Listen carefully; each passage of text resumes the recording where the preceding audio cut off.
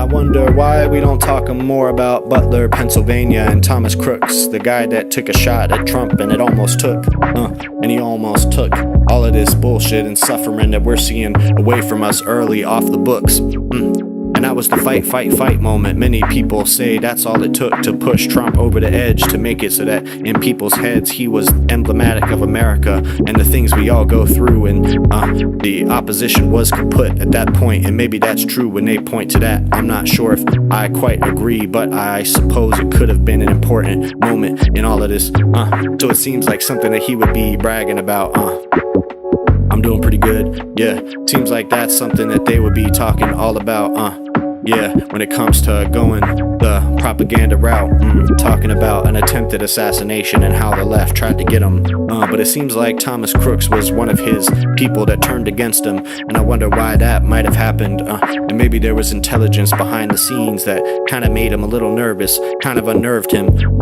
It seems like Joe Kent is implying that there might have been some kind of Iranian involvement in that situation, like maybe they were talking to Thomas Crooks and convinced him to do what he did. Doesn't make a lot of sense to me. There are other plots like that happened in recent history. 2 days before Butler, Pennsylvania, a guy was arrested for doing the same thing, and it was a sting by 3 FBI agents, one of them being an acquaintance of his that was recording him, meaning they already had information before this conversation ever went down that he was planning to do that. And the 2 people he hired to actually carry out this plan that he had in his head were 2 FBI agents instead. So he was encircled and enclosed, and everyone that was involved in any conversation with him at the time was close to law enforcement, and got him exposed, and that's how they caught him. But with Thomas Crooks, the shooting went along for a lot longer. It was on the rails and he almost got him. Matter of fact, the shot went right by his ear.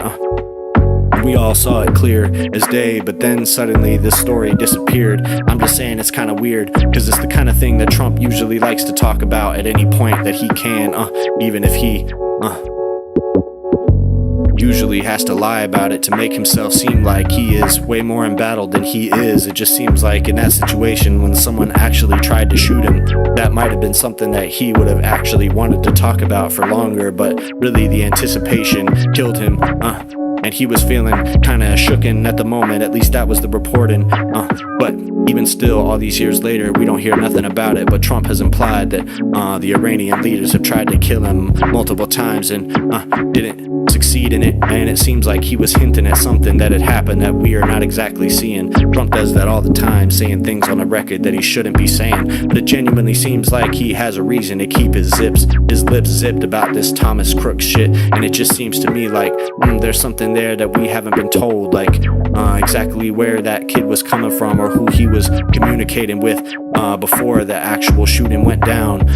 I think Tucker Carlson's team found that he had an online presence that we were never told about. All we were told is that he had a long history of being a Trump supporter and never would have gone against the interests of what Trump's administration was saying that they wanted, and was saying basically that he believed in every conservative position, and everyone knew of him as even further right than the average person. And then all of a sudden he decides he wants to kill the avatar of the right-wing movement. I saw some speculation at the time that it might have had something to do with Epstein, that he was frustrated about the same thing that people are pissed about when it comes to Trump now, that he wasn't deleting those files, wasn't putting them out, and he was being a little bit too discreet when it comes to actually punishing the people that were in those files, and now we're finding out about it. So it's entirely possible that someone who used to be a supporter of Trump and bought into all the plots and all the narratives about him would have been pissed at him and tried to take a shot at him because they felt like it was all a lie, and he was one of the main co-conspirators of Epstein the whole time. And I've been saying that since it even first happened in 2019, but no one cares about that. It was always obvious that the whole QAnon narrative was just a distraction to take people